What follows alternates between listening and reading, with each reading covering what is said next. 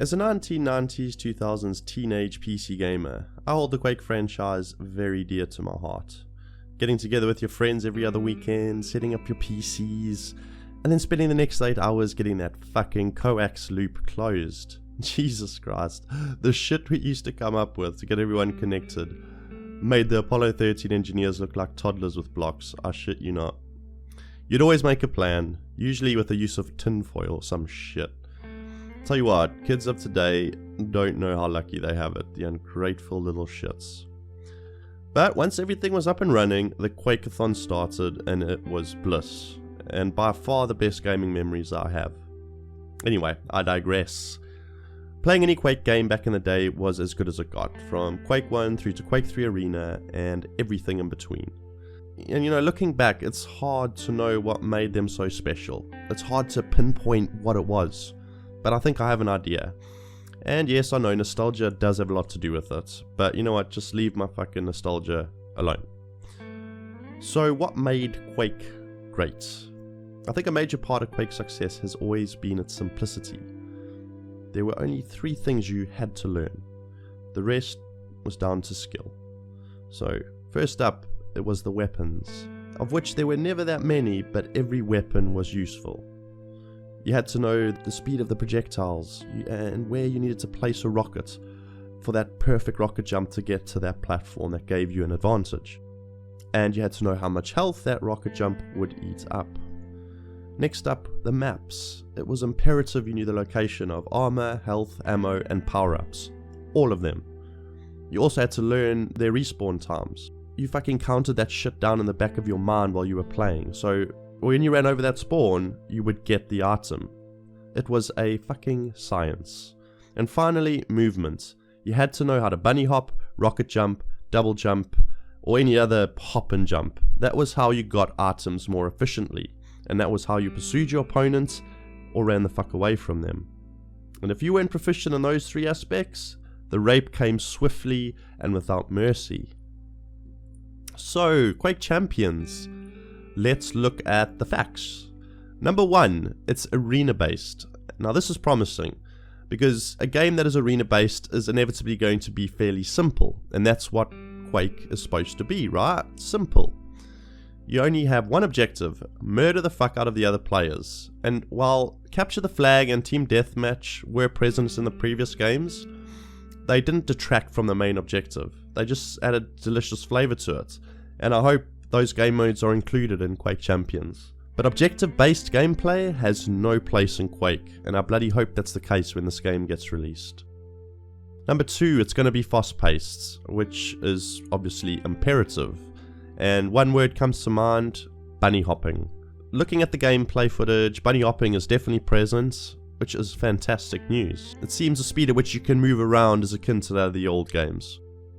Now Quake without bunny hopping would be like Bob Ross without his fro, a goddamn sacrilege.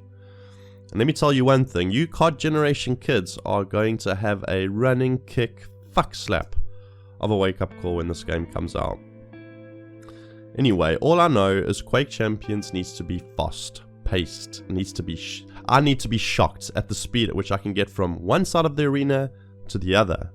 Number 3, rocket jumping will be a thing. Now I cannot begin to explain how important using a weapon at the expense of your health to maneuver around a map in any Quake game is. The satisfaction you felt when you became proficient at it was immense. And I'm really excited that they're putting emphasis on this aspect, you know, so early on. I mean, at the end of the day, Quake 1 invented this shit. Number 4, okay, it's designed with esports in mind. Now, I don't really give a flying fuckery about esports, but if it's your thing, they have you covered. You know, Quake has had its foot in the esports door for a while now, so there's nothing new really. It'll have leagues and everything else you'd expect from a modern competitive FPS. Number 5, weapons. So far we know the following weapons will be in the game. Machine gun, shotgun, nail gun, rocket launcher, lightning gun, railgun, and the buzzsaw gauntlet. Jesus Christ, just reading that out made me feel warm and fuzzy inside. I don't see the grenade launcher there, and if it's not in the in-game, I'll literally fly over to RD's office and take a shit on Willett's desk. But he has confirmed that more weapons will be available at release, so I'm sure we'll see it there. On top of that, and very true to Quake's style, there will be no limits how many weapons you can carry, no loadouts, or any of that shit. Thank God. Number 6, characters will have abilities. And this, my friends, is where I start to shit my pants. This scares me, I'm not gonna lie. I mean, Quake with hero type abilities, that just doesn't sit right with me.